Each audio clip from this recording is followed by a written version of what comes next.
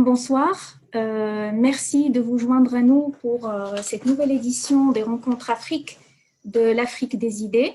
Ce soir, nous avons le plaisir de recevoir un invité exceptionnel, Monsieur Achille Mbembe, qui va nous parler depuis Johannesburg et qui a accepté gentiment notre invitation malgré son agenda chargé et malgré la journée diabolique, selon ses termes, qu'il a passé aujourd'hui en raison des conférences qu'il a animées.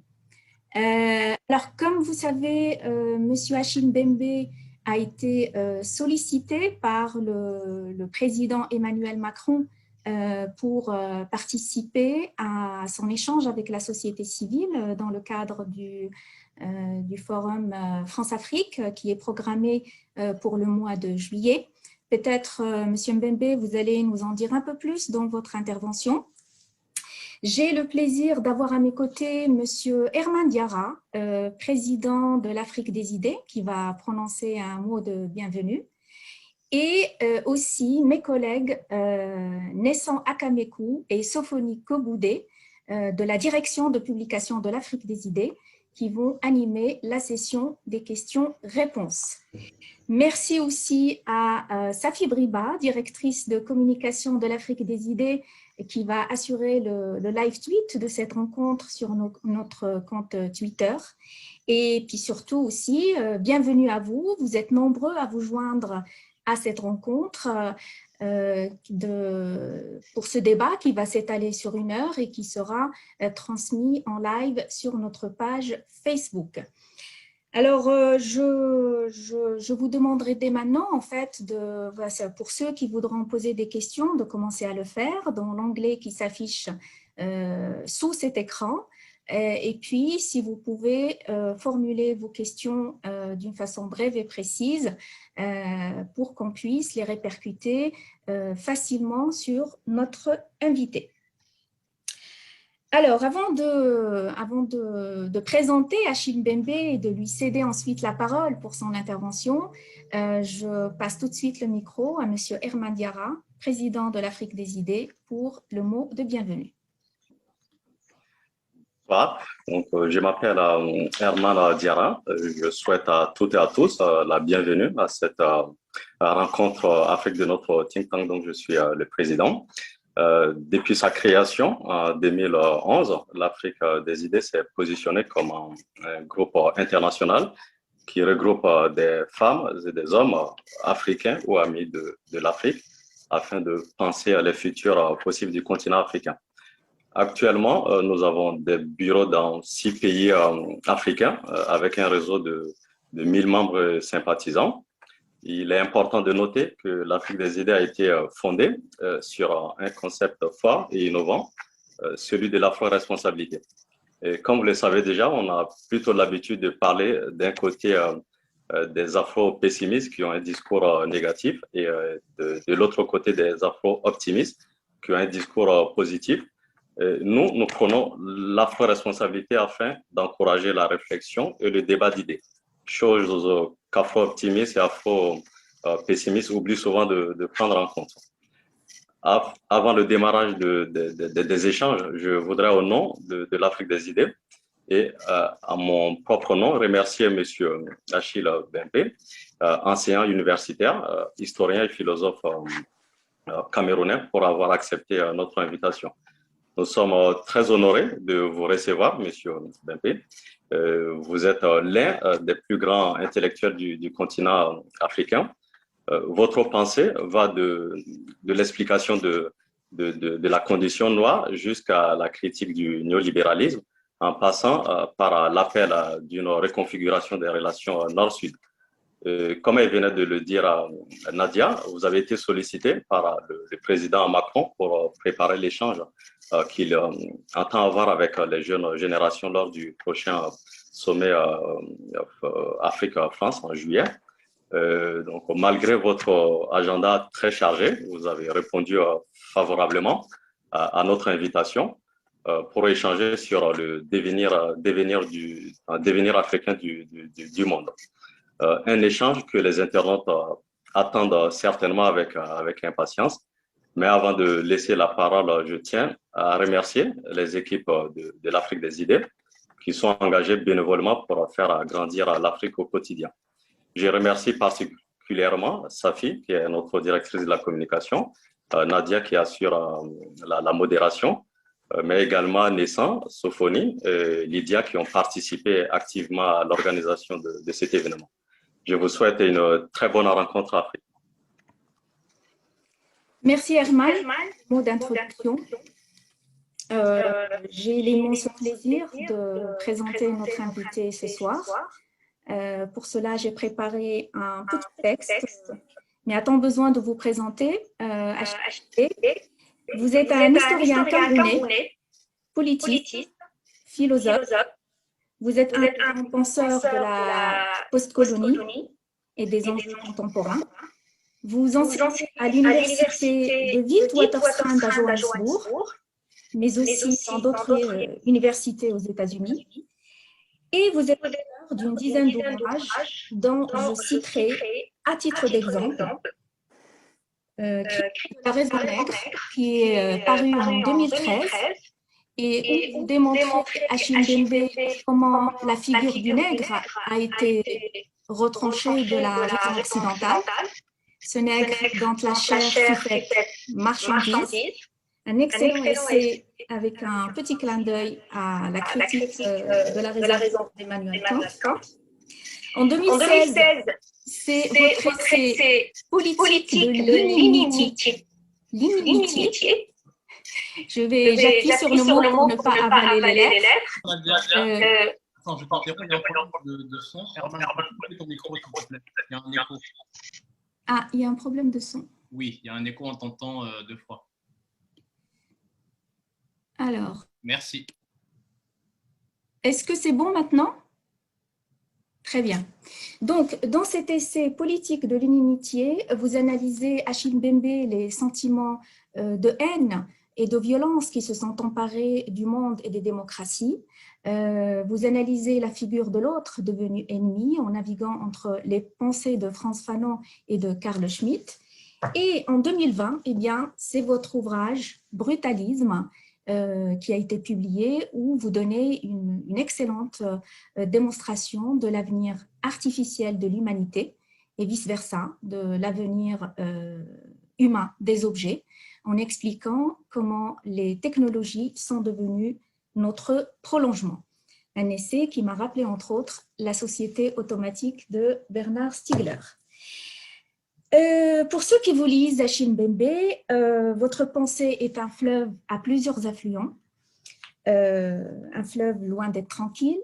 Vous remuez des schémas profonds, vous faites une lecture à rebours de l'universalisme abstrait véhiculé par le Nord, ce Nord qui se définit comme civilisé, alors qu'il s'est construit sur l'occultation de l'autre, sur l'effacement des corps et des mémoires, et sur des frontières factices où viennent actuellement s'échouer les migrants. En un mot, vous déconstruisez ce que votre ami et collègue Souleymane Bachir Diane appelle l'universalisme de la verticalité, celui qui occulte le pluriel ou les pluriels, si je puis dire. Eh bien, il est temps de changer de lunettes, vous dites à Chimbembe. Il est temps d'aller se placer du côté de cet autre qui a été méprisé, invisibilisé, diabolisé et fantasmé. Pendant longtemps, cet autre, ce nègre, se sentait inexistant et inférieur face au blanc. Il ne sait pas de quoi il est coupable, mais il est coupable, disait Frantz Fanon dans Peau noire, masque blanc. Frantz Fanon est un des grands penseurs qui vous ont fortement marqué à Chimbembe, à côté de Aimé Césaire et bien d'autres. Vous prônez comme Fanon une réparation par le soin. Il est temps, vous dites, de déterrer les civilisations saccagées, réparer les préjudices. Il est temps de rembobiner l'histoire et de se poser des questions, se poser les bonnes questions sur le récit des conquêtes européennes depuis le XVIe siècle. D'ailleurs, était-ce des conquêtes ou des invasions? Et si l'histoire qu'on nous a servie était tronquée? Et si dans les rapports de domination de jadis, il y avait des acteurs cachés, porteurs d'un autre récit? C'est un peu comme la figure de l'arabe dans L'étranger de Albert Camus, et qu'on a découvert grâce à l'écrivain algérien Kamel Daoud dans son roman Meursault contre enquête. Cet arabe réduit à une ombre criminelle et dont on découvre au fil des pages qu'il a lui aussi une histoire. L'avenir, vous voulez qu'il abrite une nouvelle humanité circulaire et circulante, Achille Mbembe. Nous sommes tous des passants, encore plus en ces temps de changement de paradigme, dans lesquels on assiste au déclin du Nord, longtemps central et centralisant, alors que l'Afrique est encore jeune. L'Afrique peut servir de laboratoire à une nouvelle façon d'habiter le monde et l'on peut y redéfinir l'humain dans le cadre d'une nouvelle conception du vivant. L'Afrique, devenir du monde, c'est le thème de notre webinaire. Achille Mbembe, bonsoir.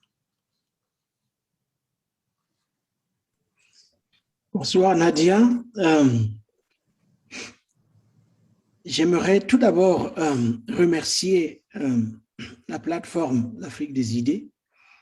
Lorsque vous m'avez invité, j'ai tout de suite dit oui, parce que le travail que vous faites, il est capital. Je voudrais dire merci à Nadia pour sa gracieuse introduction, à Herman, évidemment, pour ses mots de bienvenue, mais aussi à Nessan et à Sophonie et à toute l'équipe qui est derrière ce travail de ce soir. Peut-être faudrait-il commencer par dire un mot au sujet de l'époque que nous traversons. Je dirais à cet égard que l'époque présente deux caractéristiques. D'une part, nous assistons à l'intensification des politiques néolibérales à l'échelle globale. Et d'autre part, phénomène qu'il importe de souligner, nous assistons à la libération de toutes sortes de pulsions.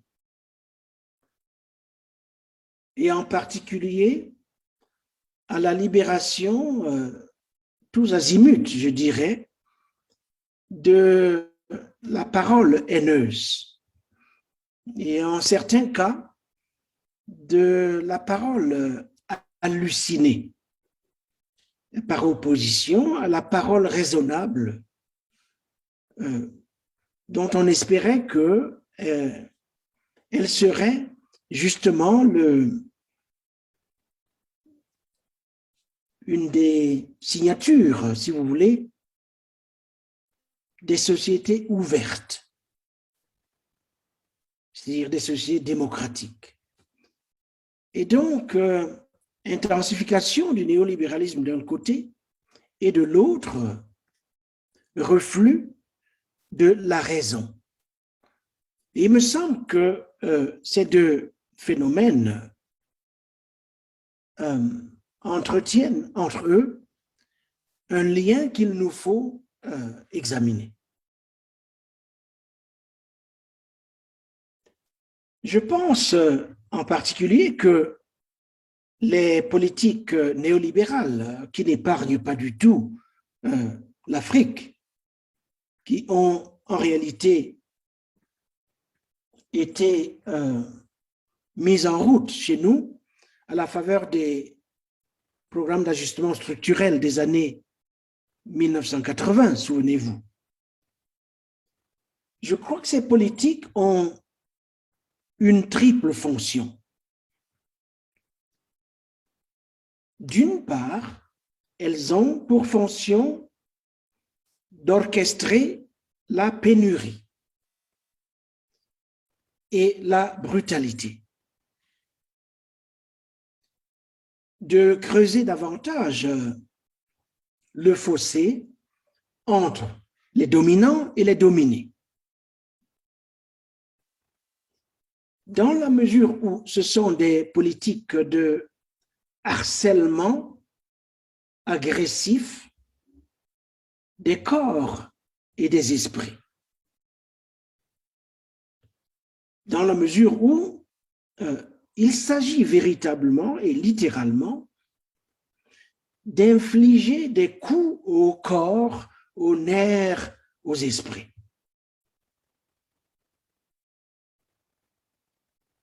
Et en infligeant des coups au corps, aux nerfs et aux esprits, il s'agit de changer la nature même de ce que l'on appelle la maladie mentale, ou, si vous voulez, la santé mentale. Donc voilà une première fonction non économique, mais avec des conséquences économiques, des politiques néolibérales. Et cette première fonction, on la voit à l'œuvre, sous des formes différentes, bien entendu, mais selon les mêmes logiques, à peu près partout, au Brésil, en France, aux États-Unis, en Afrique, en Inde, et ainsi de suite. Deuxièmement, ces politiques néolibérales sont par ailleurs, je dirais, l'une des manières dont se déroule désormais ce que l'on pourrait appeler la guerre sociale, ou, si vous voulez, la lutte des classes, pour utiliser un vieux terme. La guerre sociale qui, de nos jours, prend la forme d'une guerre de convulsion. Guerre de convulsion rythmée par des charges régulières, des charges qui poussent les plus vulnérables d'entre nous au bord de l'asphyxie, des charges qui les maintiennent comme confinés dans une nasse. Il suffit à cet égard de se référer, par exemple, aux chiffres de tous ceux qui sont incarcérés, de tous ceux qui sont en prison, ceux qui peuplent les prisons de nos terres. Aux États-Unis, en Chine, en Russie, en Afrique du Sud et ailleurs. La nasse, le confinement. La nasse et le confinement, de plus en plus étendu à tout le reste.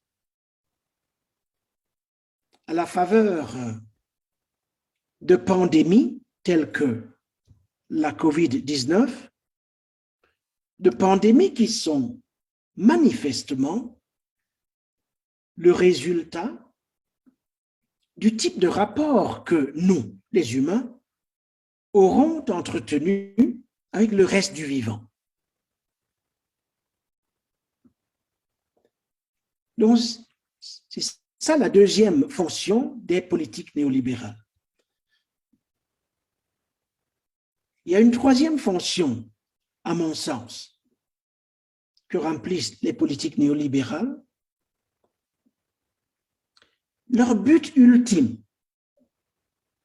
c'est de défaire la société. C'est de remettre fondamentalement en question tout ce qui tient la société ou la communauté ensemble.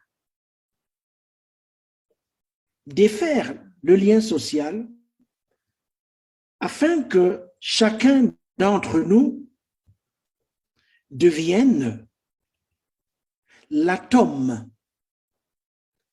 l'unité isolée, le consommateur, puisque c'est le seul sujet imaginable dans la logique néolibérale. Dans ce sens, les politiques néolibérales sont des politiques d'effraction. Effraction dans le sens où elles ne cessent de provoquer de petites, de moyennes et de grandes catastrophes. De petits, de moyens et de grands traumatismes. Mais davantage encore, grâce justement à l'escalade technologique qui accompagne, disons, cette transformation du système capitaliste mondial, ce sont des politiques qui encouragent la déliaison et la non-reconnaissance.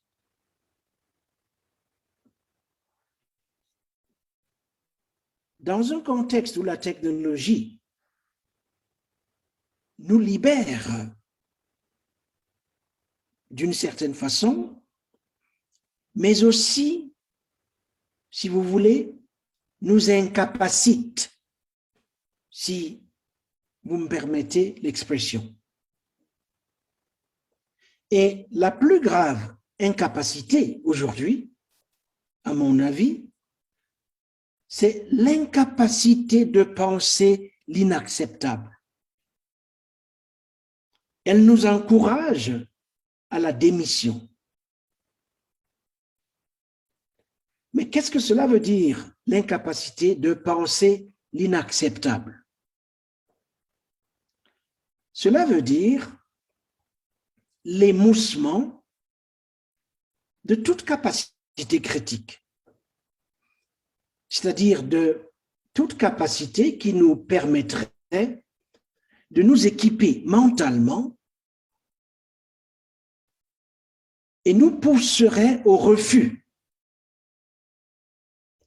Refus de nous adapter à la situation de catastrophe, petite, moyenne, grande,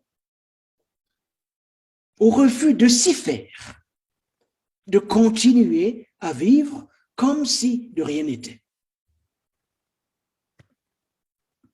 Pourquoi? Parce qu'à peu près partout aujourd'hui, les gens souffrent. Le phénomène massif de la souffrance de masse. Les gens sont véritablement traumatisés.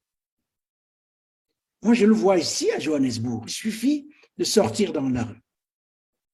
Des gens brutalisés par toutes sortes de traumatismes, y compris le traumatisme de la pauvreté. On ne compte plus le nombre de vies grillées, de vies détruites et perdues.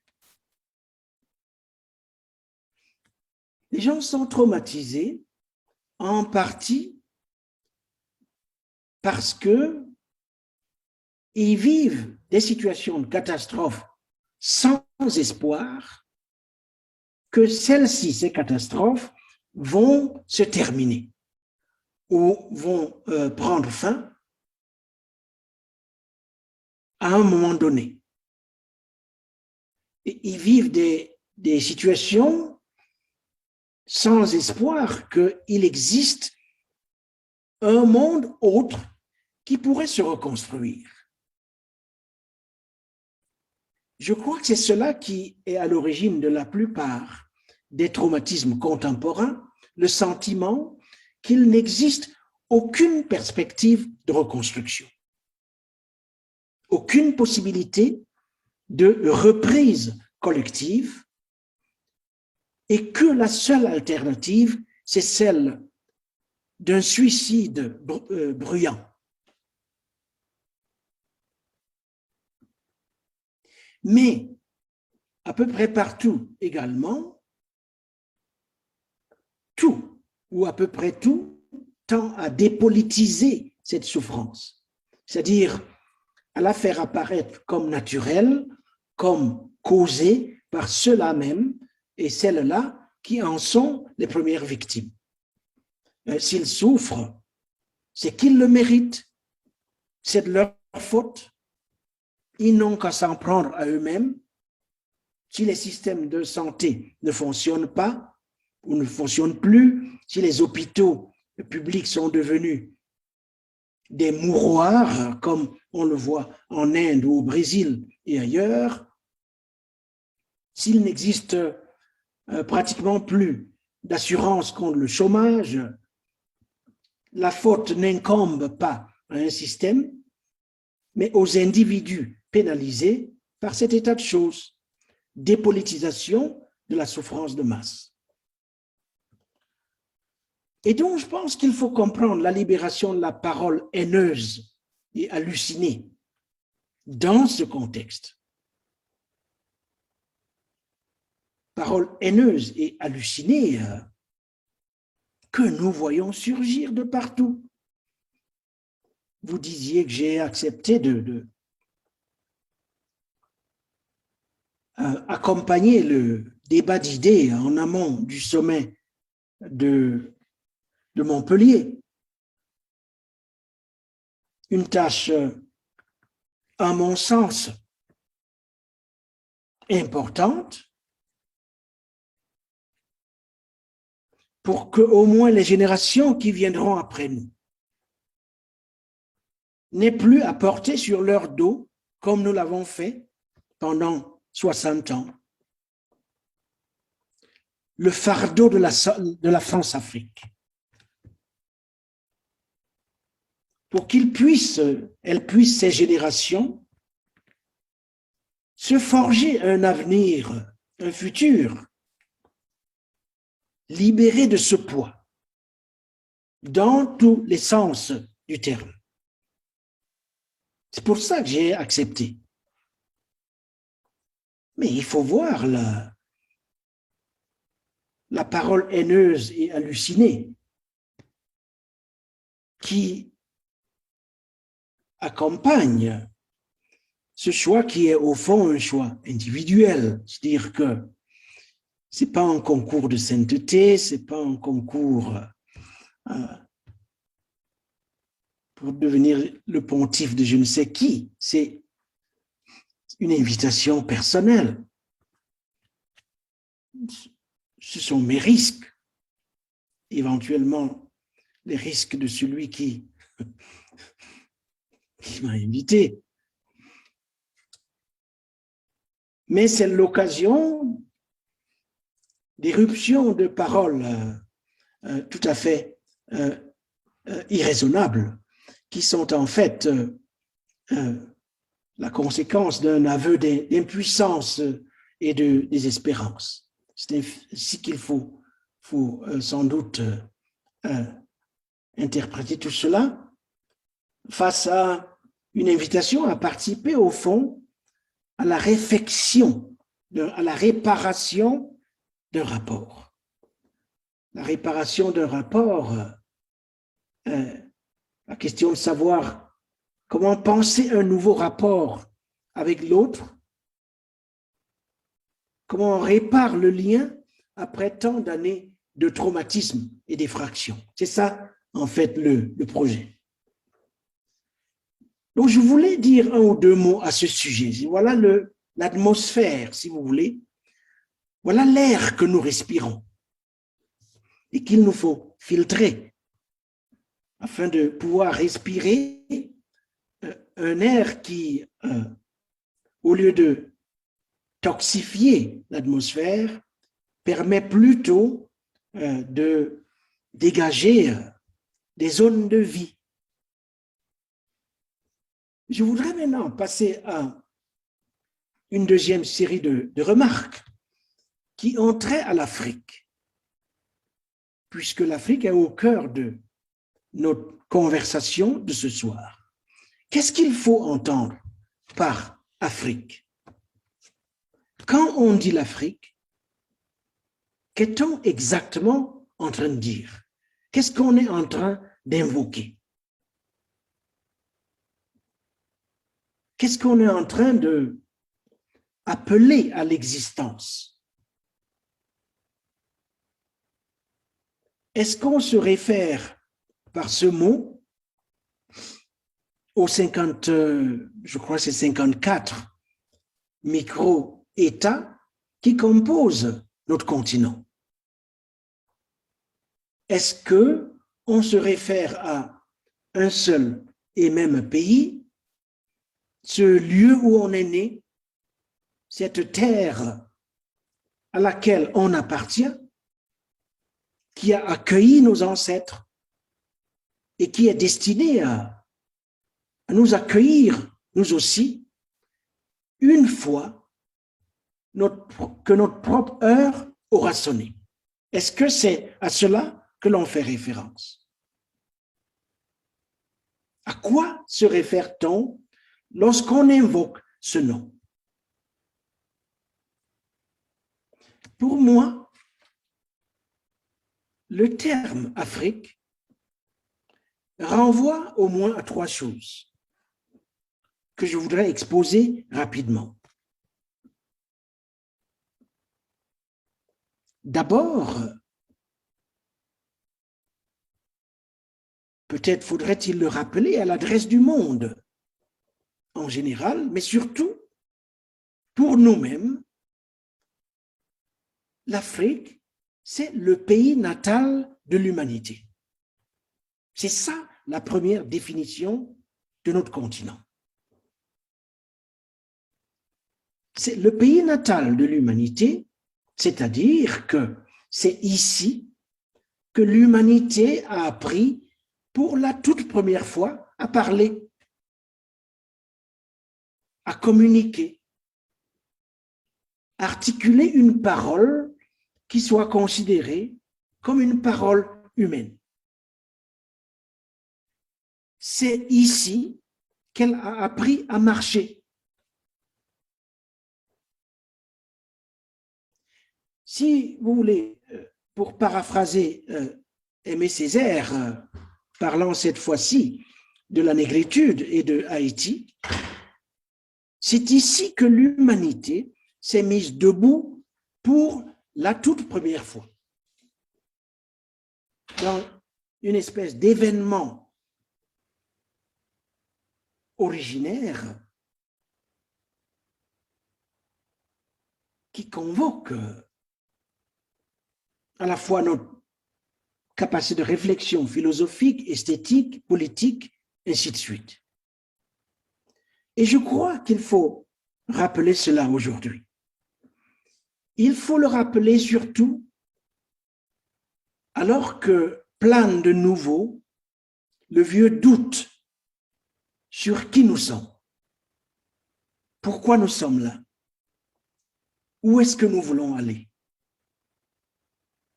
Ce doute,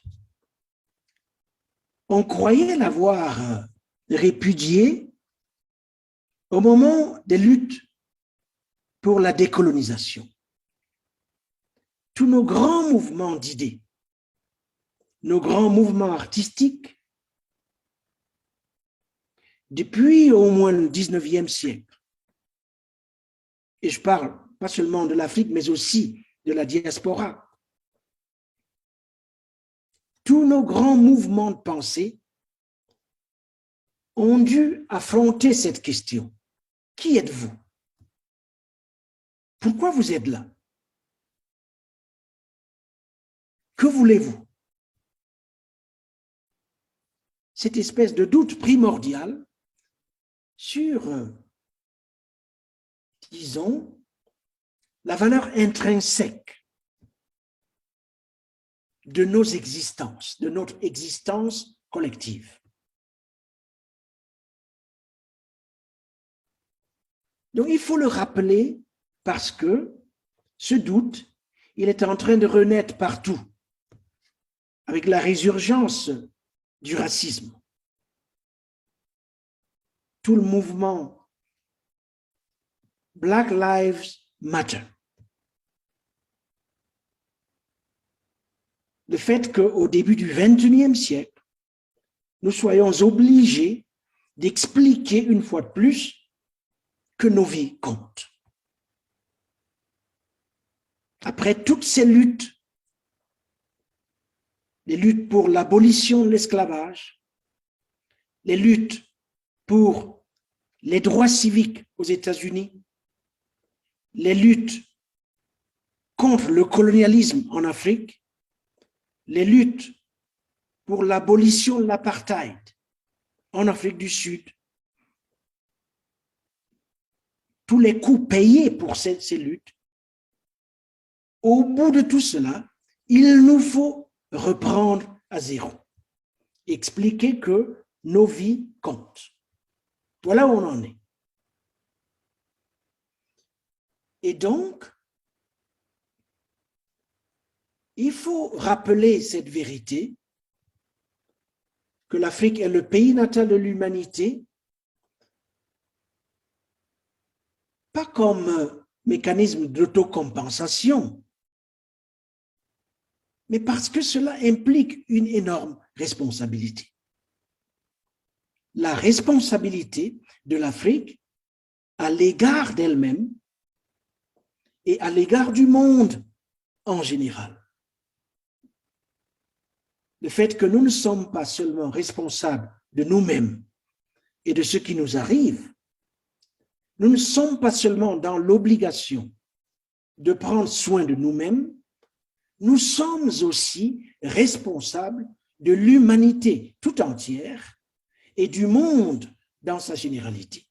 C'est ce qu'implique, à mes yeux, le fait que l'humain soit né chez nous. Donc ça, c'est la première, disons, le premier référent. Quand vous me dites Afrique, c'est ce que je vois. Il y a une deuxième chose que je vois quand j'entends le mot Afrique. Dans mon esprit, le terme Afrique renvoie à la réalité d'un continent colossal,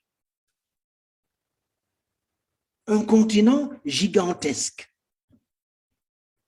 30 millions de kilomètres carrés, 6% de la surface de la Terre, 20% de la surface des terres émergées, quelque chose de colossal et de gigantesque, aussi grand dans sa taille réelle que les États-Unis, que la Chine, que l'Inde, une bonne partie de l'Europe additionnée. Et je pourrais continuer la liste. Un continent pluriel, immense dans ses étendues, une extraordinaire biodiversité, une richesse insondable des matières non seulement premières, mais aussi des matières précieuses, richesse insondable des formes, des couleurs, des sons, l'épicentre, si vous voulez, d'une créativité hybride, multiforme, sans précédent, des paroles jamais entendues auparavant, des manières de faire, de percevoir, de sentir, de s'exprimer totalement singulier, des formes esthétiques chaque fois neuves qui font leur apparition, ancrées dans des luttes et des combats souvent invisibles. Tout cela, à mon avis, indique deux choses. Cela indique, d'une part, que l'Afrique est une réserve de puissance, mais qu'elle est aussi une puissance en réserve, les deux choses à la fois. Réserve de puissance et puissance en réserve.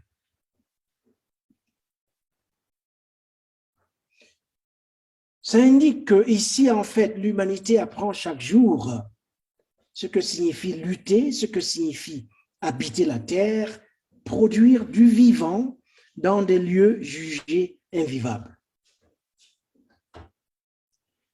Et comme vous le savez, le continent est aussi, à l'heure actuelle, l'objet de nouvelles projections imaginaires, qu'on le voit bien dans le domaine des arts en particulier, en dépit d'innombrables frontières internes, les circulations internes s'intensifient.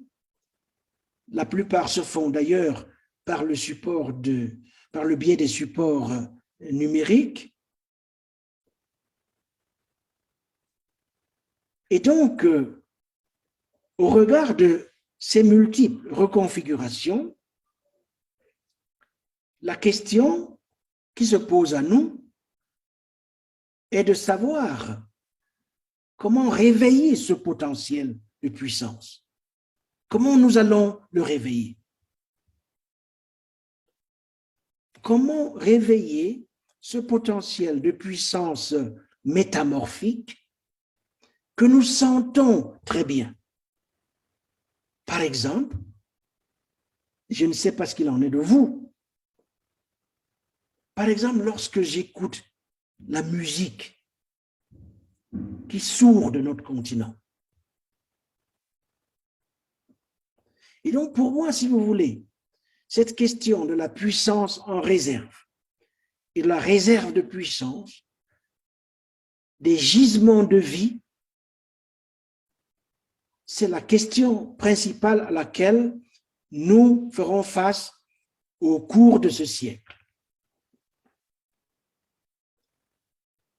Car ce siècle est le siècle au cours duquel l'on s'en rend bien compte, l'équilibre même des processus naturels de la planète, cet équilibre, il est en péril et c'est à un véritable changement de monde que nous sommes appelés. Et donc, il faudra que l'Afrique réponde présent. Comment est-ce que nous allons répondre présent? Pour nous et pour le reste de l'humanité. Dernier point, et je vais m'arrêter. Lorsque nous regardons notre histoire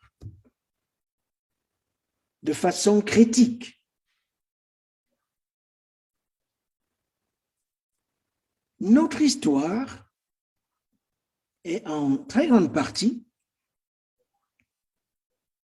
et du fait de notre rencontre brutale avec le monde, est une histoire de prédation, une histoire de ponction,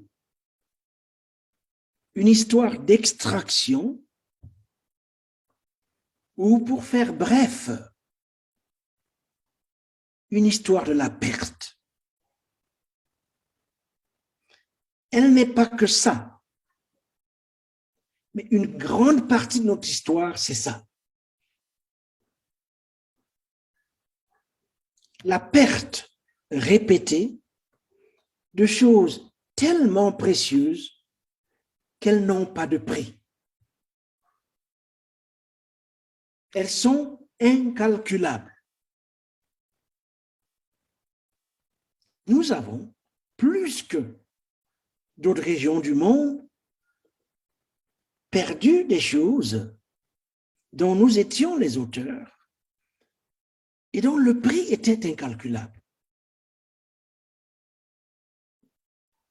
Et je n'exagère rien du tout lorsque je dis cela.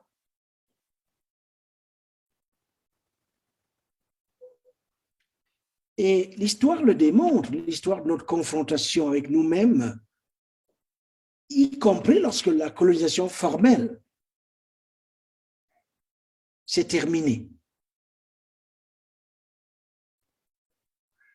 C'est vrai que le monde n'aura pas été juste avec nous. Mais souvent aussi, nous n'aurons pas fait montre du souci que nous nous devons à nous-mêmes.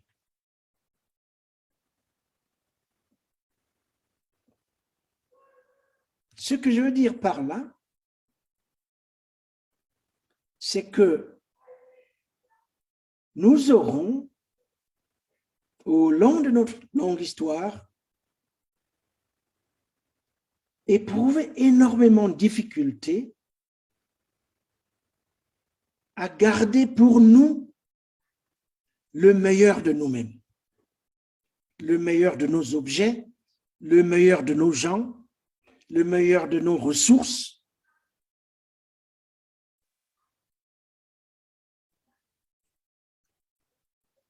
Et par conséquent, tout cela nous oblige aujourd'hui, au début de ce siècle, à prendre un peu plus au sérieux l'injonction d'auto-réparation, si le retournement doit avoir lieu. Nous devons nous réparer nous-mêmes et, ce faisant, contribuer à la réparation du monde.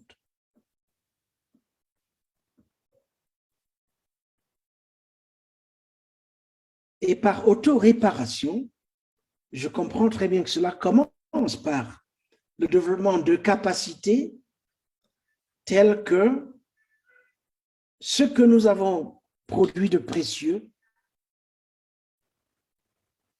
quelqu'un d'autre ne vienne plus nous le prendre.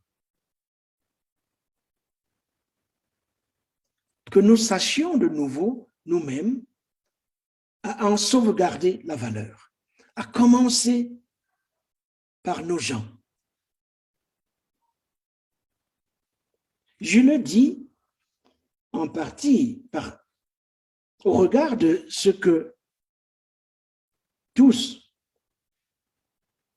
dont tous nous sommes témoins.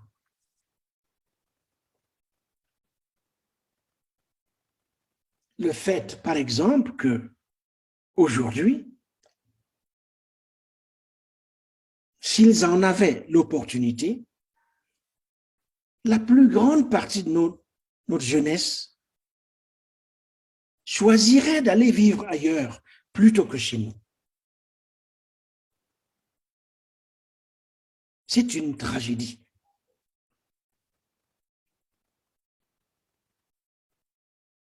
Proportion immense, calamiteux.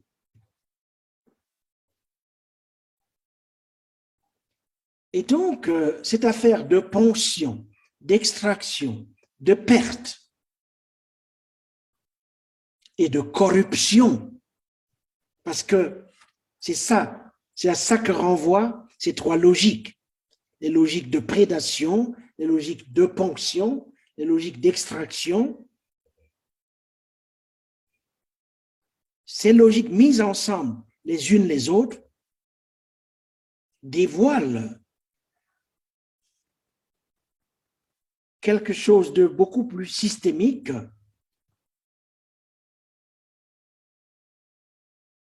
auquel il faut bien donner un nom, et ce nom, c'est celui de la corruption. Alors la question, c'est de savoir comment défataliser l'avenir.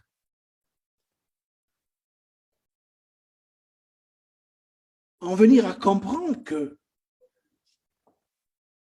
notre avenir n'est pas déjà écrit à l'avance. Sortir du paradigme de la fatalité, d'une conception de l'histoire comme un interminable procès de sorcellerie, où le mal vient toujours d'ailleurs, où tout est joué à l'avance, où nous ne sommes que des marionnettes en les mains de quelqu'un d'autre qui toujours nous veut du mal. Comment sortir de ce paradigme de la fatalité? Je vous laisse avec cette question. Justement, je voulais en fait vous dire que nous avons reçu beaucoup de questions et je pense que le débat va continuer. Vous avez soulevé des interrogations très riches, notamment sur la responsabilité des Africains de se prendre en charge. Et juste pour résumer en quelques secondes, vous avez d'abord planté le décor avec des questions de contexte sur le néolibéralisme et sur les méfaits du néolibéralisme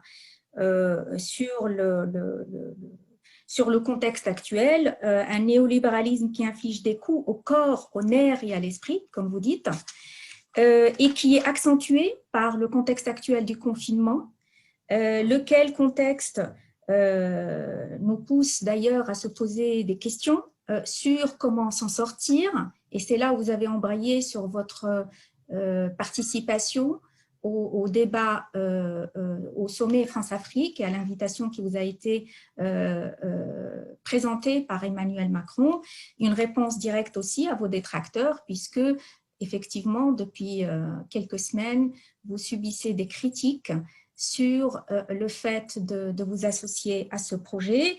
Et puis, en troisième volet, vous abordez notre sujet, qui est celui du devenir africain du monde, en posant des questions qui engagent en fait la responsabilité des Africains pour construire ce nouvel avenir et pour se réparer, pour contribuer à cet effort de réparation qui, jusqu'à maintenant, effectivement, le discours ambiant était beaucoup plus comment le Nord peut réparer les préjudices qu'il a fait subir à l'Afrique. Et bien, à côté de cela, ce projet, ce chantier, c'est aussi une responsabilité africaine. Je pense que je vais tout de suite donner la parole à mes collègues Naissant et Sophonie qui vont animer la session des questions-réponses et qui ont eux-mêmes des questions à vous poser. Je vous remercie pour votre intervention, Monsieur Mbembe, et vous prie de continuer avec nous pour répondre aux questions. Alors, donc je prends la parole. Bonsoir, Monsieur Mbembe. Merci à vous de votre présentation. Et en tant que membre de l'Afrique des idées, je dois dire que nous sommes très honorés de vous avoir ce soir. À titre personnel, je suis toujours frappé par la profondeur et la finesse de votre réflexion. J'ai lu votre essai critique de la raison nègre et je dois dire que c'est un essai absolument remarquable, érudit, où la richesse des références historiques, le dispute à la subtilité de l'analyse critique de notre temps. Donc, j'invite donc ceux qui nous suivent ce soir à acheter ce livre. Il m'a particulièrement marqué. Alors, ceci dit, vous évoquez souvent le capitalisme, évidemment, non pas pour chanter ses mérites, mais bien pour en faire la critique. Vous qualifiez notre temps d'ère néolibérale. Et d'ailleurs, vous avez dénoncé le brutalisme du libéralisme dans votre essai, dont le titre est précisément brutalisme. Et là, ma question, comment définissez-vous le néolibéralisme? Car ce mot aujourd'hui est devenu un mot valise, si je puis dire, polysémique. Et en quoi ce néolibéralisme est le système qui génère, qui serait à la source de tous les maux de notre temps que vous évoquez souvent? Donc, voilà une première question. Et je crois qu'on va y aller question-réponse. Question-réponse. Et on va alterner entre questions et réponses. Du coup, je vous redonne la parole, monsieur Mbembe. Merci beaucoup, Sophonie. Je vais essayer d'être très court.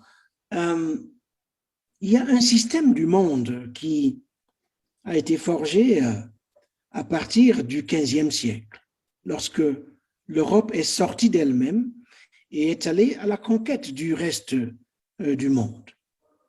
Processus qui a donné lieu à ce qu'on a appelé la colonisation. C'est un fait historique. La colonisation, c'est quoi?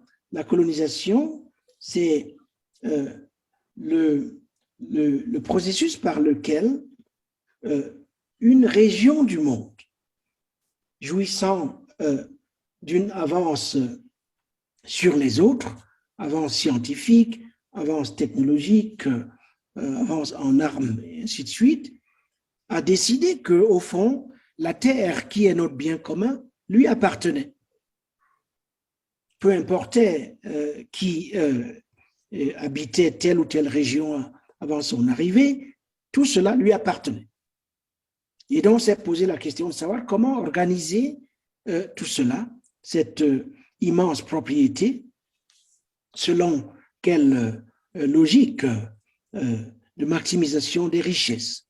Et le capitalisme, dans sa phase primitive, c'est-à-dire du XVe siècle jusqu'au début de la révolution industrielle, a reposé au fond sur la sorte d'équivalence posée entre certains corps humains, les corps noirs en particulier, et les choses. C'est-à-dire que certains corps sont passibles d'être traités comme des choses. On peut les posséder, on peut les vendre au marché comme on vend les autres objets, les objets de consommation ou autres. Et le capitalisme, c'est cela au début. Avec la révolution industrielle, le muscle des esclaves noirs qui défrichent les terres en Caroline du Nord, Caroline du Sud, au Brésil, dans les Caraïbes, le muscle est progressivement, fait place progressivement à la machine. Et le machinisme devient à partir de ce moment-là l'engin capital de l'expansion capitaliste. Et donc, lorsqu'on dit néolibéralisme, on fait référence aux transformations contemporaines du capitalisme, de ce système qui structure désormais l'ensemble de la planète, partout, et qui aujourd'hui étend ses tentacules pas seulement sur les matières premières, l'or, le diamant, le bois, ainsi de suite, mais sur les flux du vivant en tant que tel. Flux du vivant qui font l'objet de capture et de codification par le biais des technologies, de plus en plus petites, et par le canal de l'intelligence artificielle. Pour moi, c'est cela le néolibéralisme, c'est-à-dire le passage des formes primitives d'accumulation à des formes qui désormais reposent sur la production et le déploiement d'instruments technologiques dont l'objectif final est en fait de remplacer la raison humaine et de lui substituer des formes d'intelligence artificielle permettant d'exploiter l'ensemble du vivant, la vie elle-même, y compris et surtout nos désirs, comme le montre Shoshana Zuboff dans son dernier ouvrage. Tout à fait, M. Mbembe, merci de votre réponse. Je me permets de rebondir sur cette réponse parce que j'y vois une espèce de tension très forte. C'est-à-dire que vous avez eu raison de souligner que finalement, c'est le machinisme qui a fait reculer ce que vous avez appelé l'équivalence des corps, c'est-à-dire les corps noirs et les choses. Mais a posteriori, vous dénoncez ce que vous appelez l'escalade technologique. Donc, est-ce que ce qui était une fois, voilà, ce qui était, comment dire, le machinisme auquel vous avez donné une vision quasiment prométhéenne, comment est-ce qu'aujourd'hui vous le taxez finalement d'être la source des différents maux de la société? Non, je ne dis pas que c'est la source des différents maux de la société. J'ai essayé tout à l'heure de bien faire la part des choses en ce qui dépend de nous et cela qui nous est imposé par des logiques méga sur lesquelles nous n'avons que très peu prise. Et donc, je ne voudrais pas que, à la fin de notre conversation, on sorte avec l'idée selon laquelle il y a une source centrale du mal et voilà. Il y a plusieurs sources de la sorte d'inconfort dans laquelle notre monde se trouve en ce moment. Alors, mais pour rebondir sur votre question, qui est une question très importante,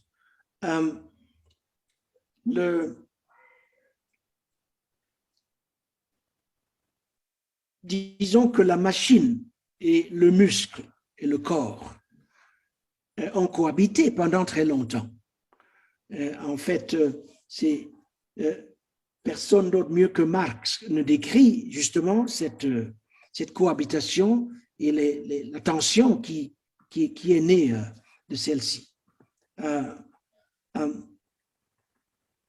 Mais il y a eu un moment où, avec la désindustrialisation en particulier, le muscle est devenu quelque part, non pas seulement redondant, mais superflu. Je vais vous donner un exemple. Je vis à Johannesburg. Johannesburg, c'est le lieu où, dans notre continent, la seule révolution industrielle réussie s'est passée. Il y a eu 2 tentatives de révolution industrielle sur notre continent au cours du 19e siècle, début 20e. Dans le Witwatersrand, où je me trouve en ce moment, et dans le Katanga, au Congo. La révolution capitaliste industrielle a échoué au Katanga. Elle a réussi dans le Witwatersrand parce qu'un certain nombre de conditions ont été réunies, à commencer par la spoliation radicale des autochtones, leur réduction en prolétariat qui vend sa force de travail à des capitalistes qui l'utilisent pour extraire du sous-sol toutes sortes de minerais et de ressources contre un salaire ridicule. Le seul endroit où ça a eu lieu, c'est ici. Et ça a donné lieu, effectivement, pas seulement à la destruction, mais aussi à l'apparition de nouvelles formes d'organisation sociale, d'institutions solides, les banques, par exemple, d'institutions politiques, système juridique, puisqu'il faut bien des lois pour protéger la propriété, et ainsi de suite. Des syndicats, parce que les ouvriers, à un moment donné, ils arrivent à se mettre ensemble et à lutter pour obtenir de meilleures conditions de travail. Donc, la dimension destructive en est une, mais il y a dans le capitalisme toute cette dynamique aussi de construction de formes de vie par définition inégalitaires. Donc, ça a eu lieu au début des années 80, avec la transition vers une nouvelle forme de capitalisme à l'échelle planétaire. On n'a plus tellement besoin d'usines d'extraction du charbon, de l'or même, du diamant. On a été obligé de mettre sur le plancher des centaines de milliers d'ouvriers parce qu'ils ne servaient plus à rien dans la configuration, la nouvelle configuration qui s'est mise en place. Et cette configuration nouvelle, elle est, si vous voulez, repose sur la miniaturisation presque indéfinie des technologies. Miniaturisation qui elle-même repose sur le développement de l'intelligence artificielle, d'autres manières de faire de l'argent, d'organiser la société, de créer de la plus-value. Et donc, ce sont ces mutations qui m'intéressent et leurs effets justement sur le psychique, sur la capacité d'organisation des communautés, sur les formes d'inégalité et ainsi de suite. Très bien. Ben, merci, Monsieur Mbembe. Merci. Il y a un spectateur, Monsieur Régis Rompé, qui pose une question qui dit aujourd'hui, il y a une tendance croissante à l'opposition entre le développement et la démocratie, comme si les deux ne seraient pas compatibles quelque part. Pourquoi cette logique fait recette dans certains pays africains, demande Monsieur Régis Rompé.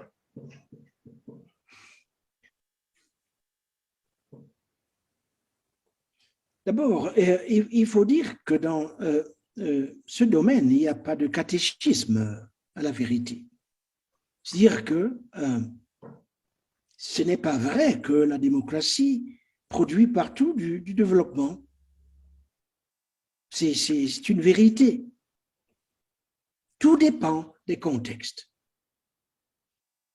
C'est vrai d'autre part, lorsqu'on regarde l'exemple sud-est asiatique, ces pays qui ont connu leur décollage, entre guillemets, dans les années 70-80, Taïwan, Singapour, et ainsi de suite.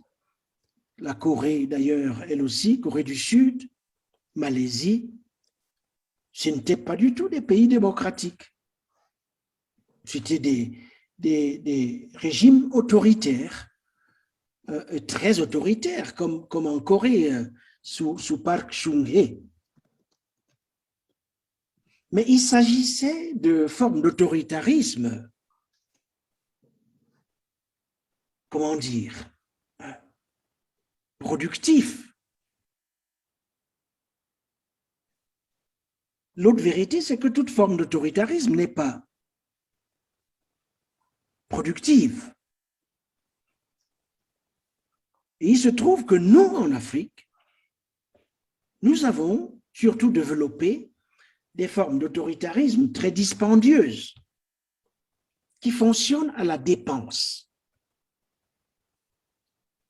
Qui fonctionnent à la dépense dans le double sens de la consommation, y compris des ressources nécessaires à la reproduction de la vie, et sous la forme d'un gaspillage structurel de nos propres richesses. Ce que j'appelais tout à l'heure l'incapacité à conserver pour nous, à valoriser pour nous le meilleur de nous-mêmes. Et cette forme d'autophagie, c'est-à-dire de consommation de soi-même,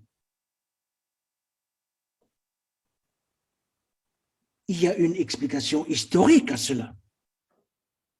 C'est ce qui s'est passé, par exemple, pendant 4 siècles, au moment de la traite atlantique. Ce n'est pas que c'est né comme ça du jour au lendemain.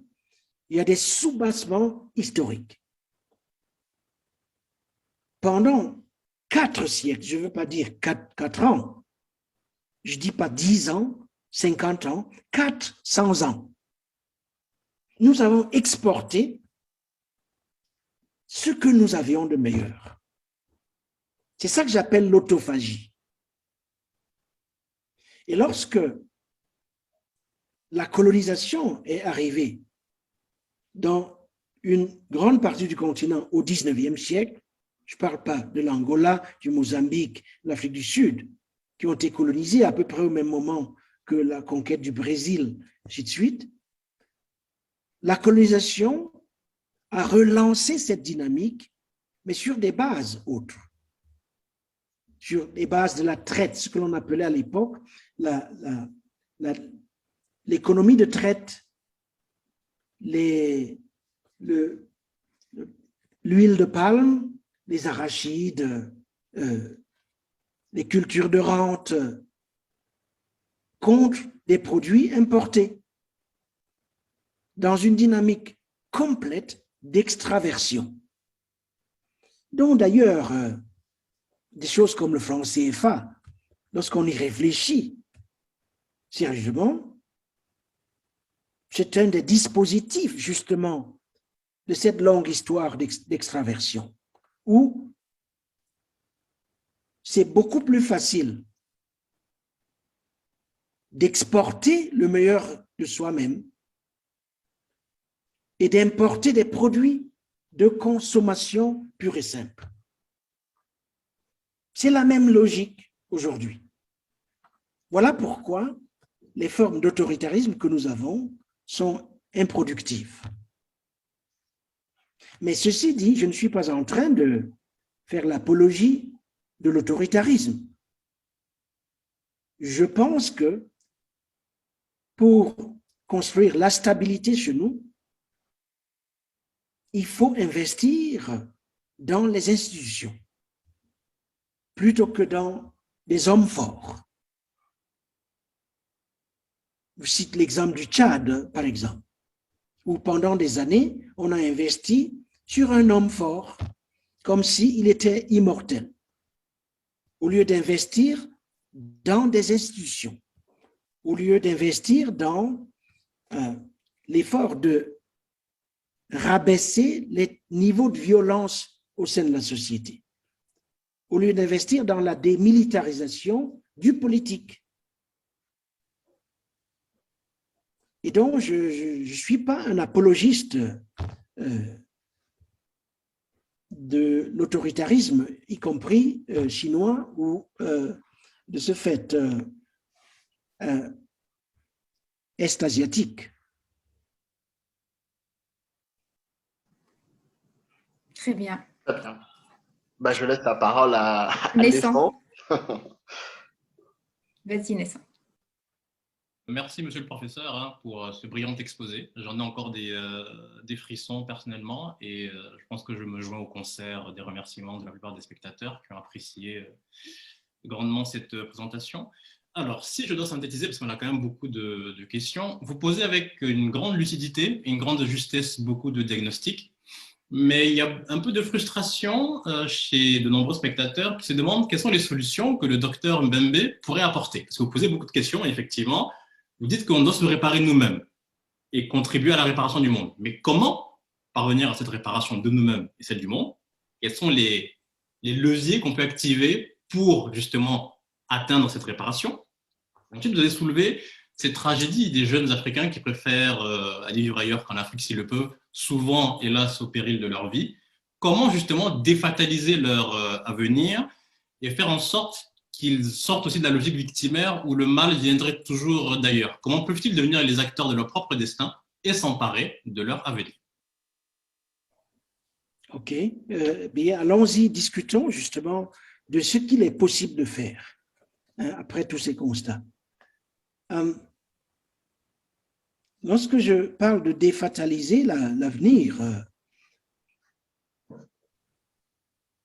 j'ai à l'esprit justement la sorte de réflexion mentale qui est absolument nécessaire. Comment on réfléchit? Est-ce qu'on réfléchit? Comment on réfléchit? Comment on pose les questions? Comment on organise la perception?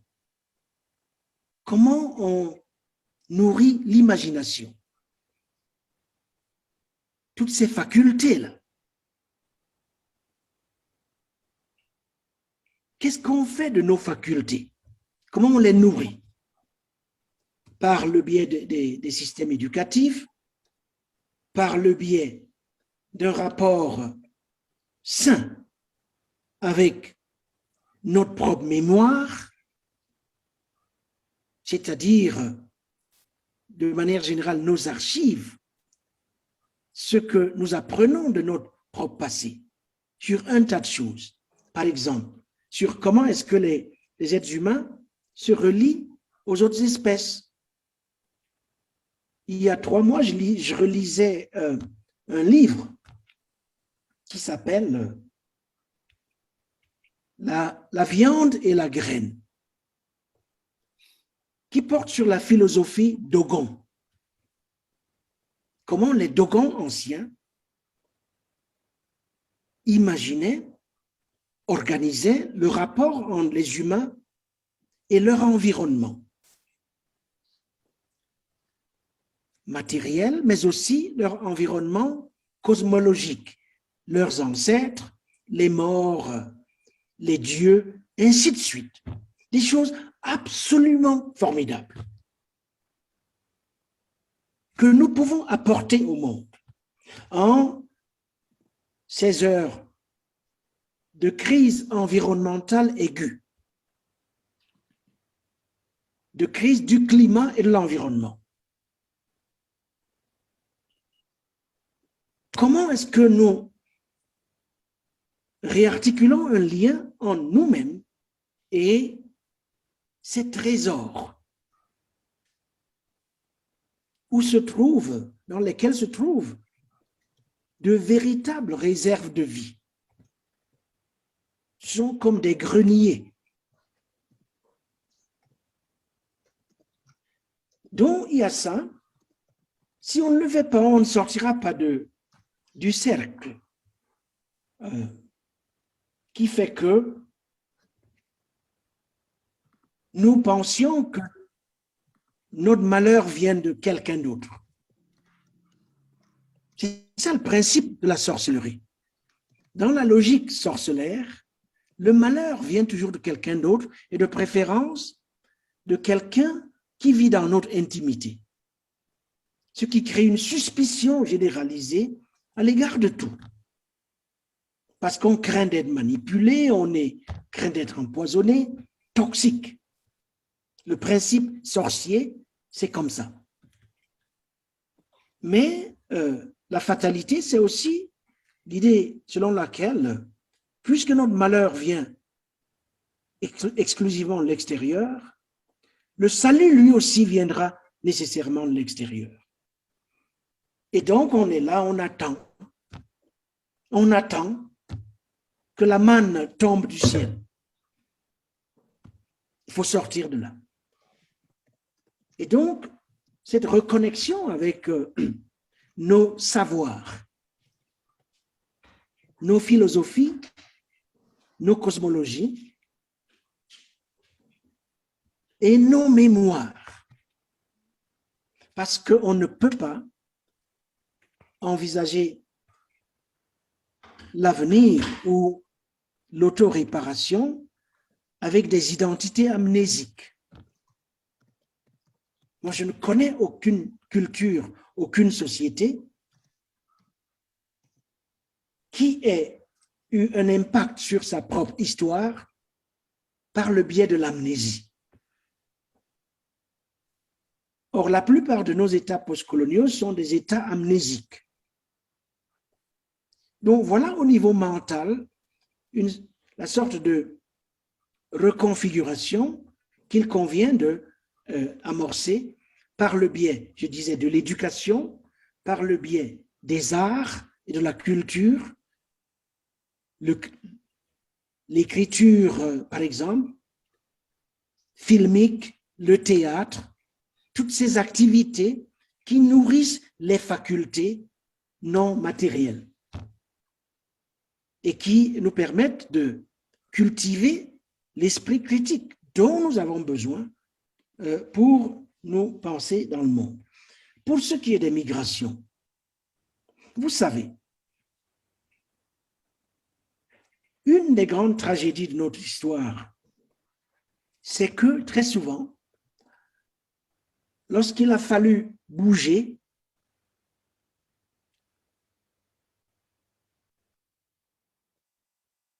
nos mobilités ont souvent été des mobilités forcées. C'est-à-dire que très rarement dans l'histoire moderne, nous avons bougé, circulé librement. Très souvent, lorsque nous avons eu à bouger, c'était lorsque nous étions enchaînés. 400 ans, je disais tout à l'heure, c'était ça le régime de mobilité forcée des esclaves. Même chose à l'époque coloniale. Cette affaire de circulation libre, elle est au cœur de notre dilemme historique moderne. Or, qu'est-ce que nous avons fait au moment de la décolonisation? Au moment de la décolonisation en 1960, et en particulier en 1963, lorsque nous avons fondé l'Organisation de l'Unité africaine, nous avons reconduit le modèle colonial d'habitation de nos espaces en proclamant le principe de l'intangibilité des frontières héritées de la colonisation. Nous avons repris nous-mêmes, sans que personne ne nous y pousse, de reconfiner nos gens. Alors je dis, aujourd'hui, ou en tout cas au cours de ce siècle, il faut déconfiner le continent. Il faut sortir de l'auto-confinement afin que, pour la toute première fois dans l'histoire moderne, aucun Africain ne soit étranger en Afrique. Cela veut dire il nous faut imaginer un vaste programme de modernisation des frontières que nous avons héritées de la colonisation et transformer notre continent en un vaste espace de circulation pour tous ses fils et pour toutes ses filles, y compris ceux et celles de la diaspora. Cela signifie, par exemple, l'adoption par tous les États africains dans leur constitution d'un droit au retour. Ce qui voudrait dire que tous les gens de descendance africaine, peu importe où qu'ils ou elles se trouvent, peuvent choisir de rentrer en Afrique. Cela veut dire qu'ils peuvent choisir de s'établir ou d'aller et venir, mais que cette liberté d'aller et de rentrer, elle soit constitutionnalisée et qu'elle aille de pair avec la possibilité pour ceux et celles d'entre eux qui veulent lier leur sort avec celui du continent, d'accéder à la citoyenneté. Il nous faut réinventer la citoyenneté selon les modèles qui existaient avant la colonisation, où la multicitoyenneté, c'était la règle. C'est ainsi qu'ont survécu pendant des siècles certains de nos royaumes anciens, qui, de ce fait, étaient capables de gérer des sociétés multiculturelles. Nous étions toujours des sociétés plurielles, des sociétés multiculturelles, où les relations à longue distance et donc la capacité de bouger, c'était la règle fondamentale de toute forme de citoyenneté. Il nous faut, il y a plein de choses, je peux vous les donner, il y a plein de choses à ajouter à ça. Il nous faut aller de l'avant en ce qui concerne, par exemple, la mise en place d'un passeport africain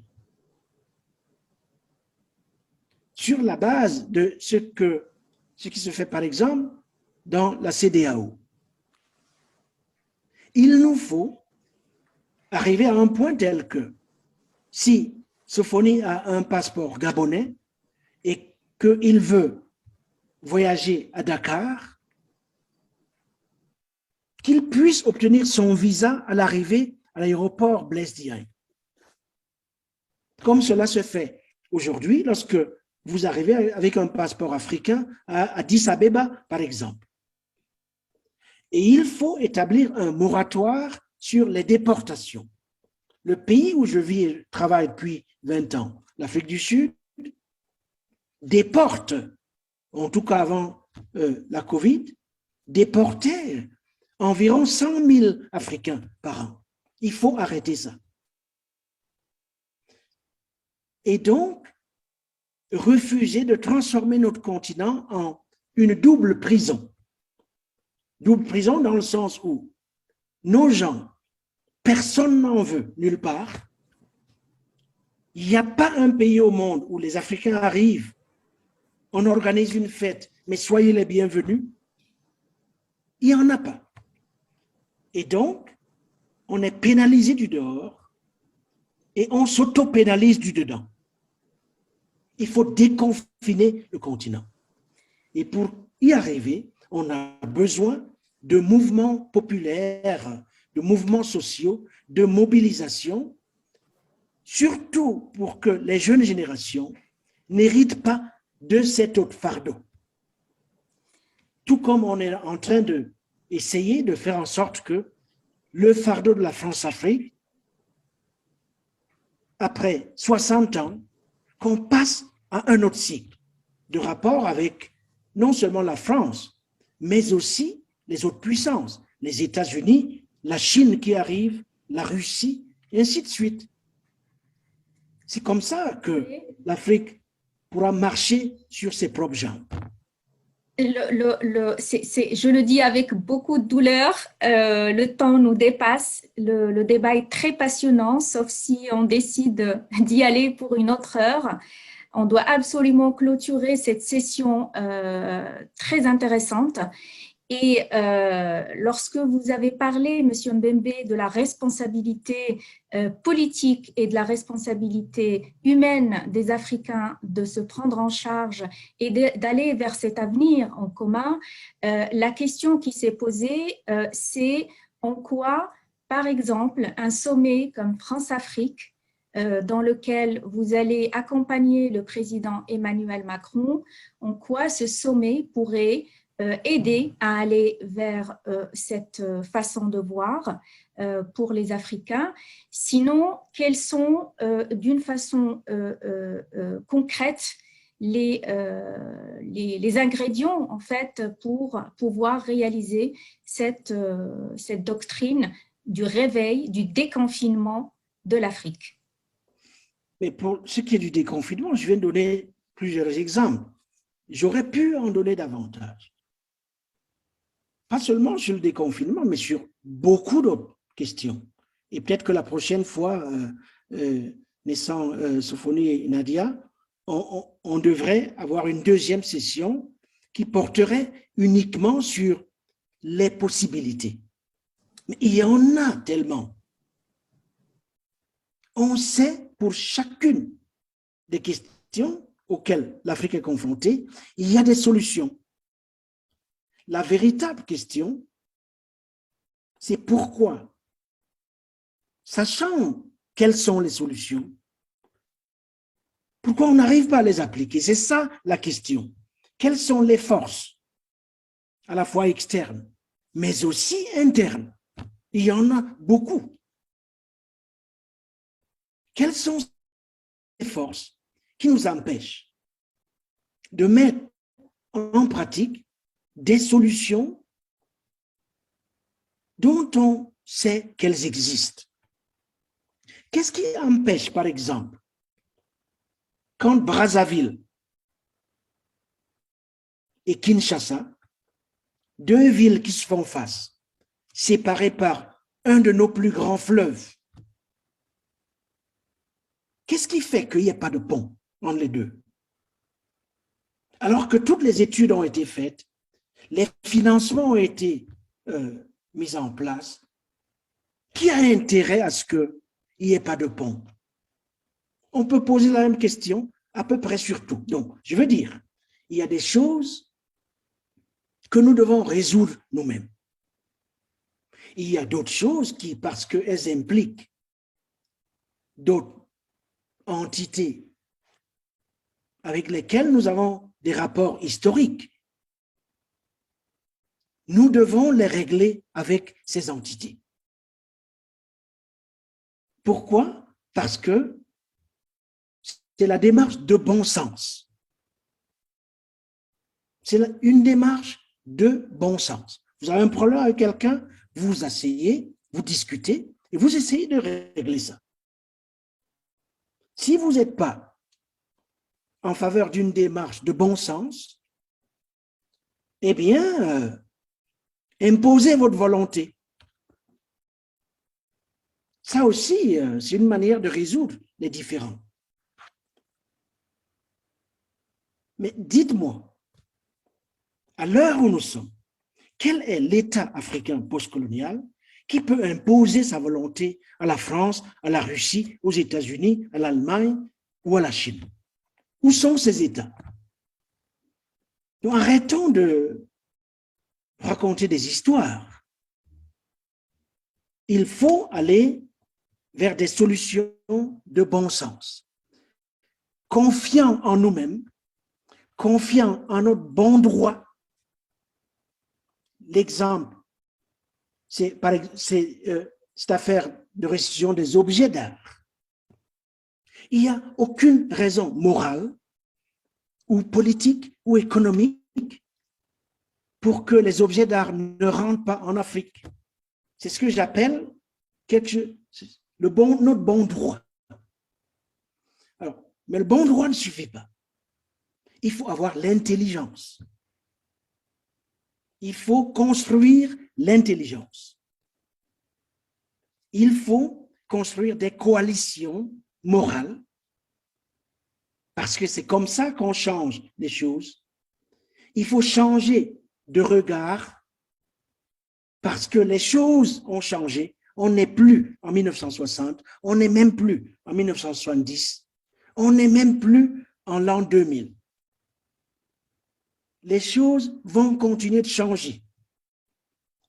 Et une fois qu'on a fait ces analyses, il faut assembler autour de soi nos forces, parce qu'on en a. On en a en Afrique, on en a dans la diaspora, on en a dans les institutions internationales. On a une expertise. Ce sont cela, les nouvelles formes de militance dans le monde contemporain, qui est un monde dominé par l'intelligence. Ce n'est pas un monde dominé par le muscle. Et ça, on peut le faire avec la France.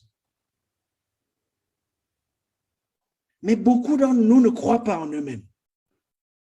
Ils ont peur. Ils sont tétanisés. Ils croient qu'ils vont être manipulés. Ils vont se faire rouler dans la farine. Ils prônent l'immobilisme et l'inertie. Parce que qu'est-ce qu'ils sont en train de dire? Ils sont en train de dire, surtout ne bougez pas. Ils sont en train de faire l'apologie de l'inertie et de l'immobilisme au nom d'une prétendue vertu qui n'existe pas. Monsieur Mbembe, votre engagement n'est pas tombé dans l'oreille d'un sourd. Nos participants demandent une nouvelle intervention, un nouveau rendez-vous avec vous pour plancher sur ces questions. Qu'est-ce qu'il faut faire concrètement pour déconfiner l'Afrique? Quelles sont ces mesures? Quels sont ces blocages? Quels sont ces handicaps? Parlons-en dans un nouveau rendez-vous, si vous le voulez bien. Nous, au sein de l'Afrique des idées, on vous remercie considérablement d'avoir animé ce débat passionnant. On est resté 1h30, c'est quand même une première dans les webinaires de l'Afrique des idées, avec des spectateurs qui sont restés nombreux jusqu'à la fin. On va certainement refaire appel à vous pour organiser ce rendez-vous et pour plancher d'une façon concrète et pragmatique sur ce qui bloque la réalisation du devenir africain du monde. Merci à vous encore une fois. Je remercie amplement mes collègues au sein de l'Afrique des idées. Je remercie les spectateurs qui sont restés nombreux, comme j'ai dit, jusqu'à la fin. Merci à vous tous et on se donne rendez-vous pour un nouveau webinaire de l'Afrique des idées. Bonne soirée tout le monde. Et merci encore une fois à M. Mbembe. Merci à vous tous et merci à tous les frères et sœurs qui ont participé à la discussion. Merci. Merci à vous. Bonne soirée tout le monde. Bonne soirée. Merci infiniment. Bonne soirée.